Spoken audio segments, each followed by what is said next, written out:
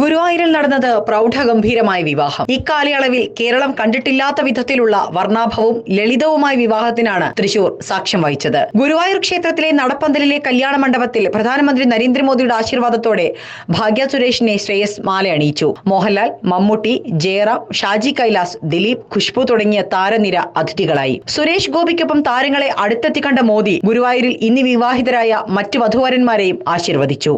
രാവിലെ 7:30 ശ്രീകൃഷ്ണ കോളേജിലെ ഹെലിപ്പാഡിൽ വന്നിറങ്ങിയ മോദിയെ ആയിരക്കണക്കിന് പ്രവർത്തകർ ചേർന്നാണ് ആവേശപൂർവ്വം സ്വീകരിച്ചത്. പ്രവർത്തകരെ അഭിവാദ്യം ചെയ്താണ് ഗുരുവായൂരിലേക്ക് തിരിച്ചത്.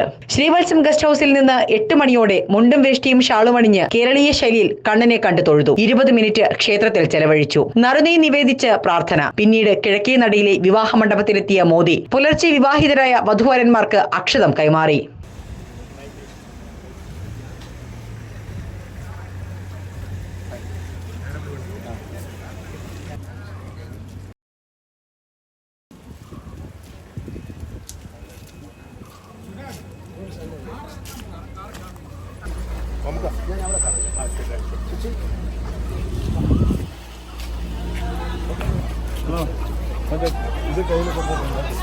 തുടർന്ന് സമീപത്തുണ്ടായിരുന്ന മലയാള സിനിമയിലെ താരനിരയെ അടുത്തെത്തി കണ്ടു. മോഹൻലാൽ, ഭാര്യ സുചിത്ര, മമ്മൂട്ടി, ഭാര്യ സുൽഫത്ത്, ജയറാം, പാർവതി, ഷാജി കൈലാസ്, ദിലീപ്, ബിജു മേനോൻ, ഖുഷ്ബു അടക്കമുള്ള താരങ്ങളെ പ്രത്യേകം കണ്ട് മോദി സംസാരിച്ചു. താരങ്ങൾക്കും അക്ഷതം നൽകി. പ്രധാനമന്ത്രി നരേന്ദ്രമോദി തന്നെ നേരിട്ടെത്തിയതോടെ ഉത്സവാന്തരീക്ഷത്തിലായിരുന്നു ചടങ്ങുകൾ. കതിർ മണ്ഡപത്തിലെത്തി പ്രധാനമന്ത്രി നരേന്ദ്രമോദി തന്നെ ചടങ്ങുകൾക്ക് നേതൃത്വം നൽകി. വരണമാല്യം വധൂവരന്മാർക്ക് എടുത്തു നൽകിയ മോദി ഭാഗ്യയുടെ കൈപിടിച്ച് ശ്രേയസിനെ ഏൽപ്പിക്കുകയും ചെയ്തു. ജീവിതത്തിൽ ഒരിക്കലും മറക്കാനാകാത്ത സന്ദർഭമാണെന്നും വധൂവരന്മാർക്കും സഹപ്രവർത്തകർക്കും ഉൾപ്പെടെ സ്നേഹവും സന്തോഷവും പകർന്നു തന്നിട്ടാണ് പ്രധാനമന്ത്രി മടങ്ങിയതെന്നും സുരേഷ് ഗോപി പറഞ്ഞു. തുടർന്ന് തൃപ്രയാർ ശ്രീരാമസ്വാമി ക്ഷേത്ര ദർശനം നടത്തിയ ശേഷമാണ് പ്രധാനമന്ത്രി കൊച്ചിയിലേക്ക് മടങ്ങിയത്. തെരഞ്ഞെടുപ്പ് കൂടി അടുത്തിരിക്കെ പ്രധാനമന്ത്രിയുടെ സാന്നിധ്യം സംസ്ഥാന BJP നേതൃത്വത്തിന് വലിയ ഉണർവാണ് നൽകുന്നത്.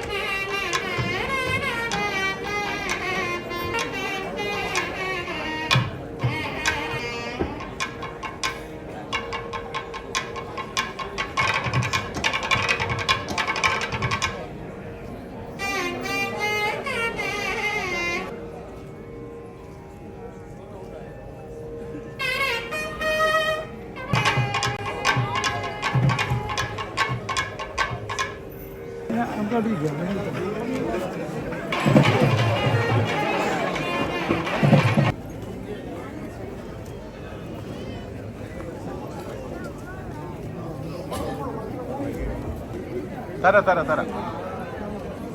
മാറട്ടെ.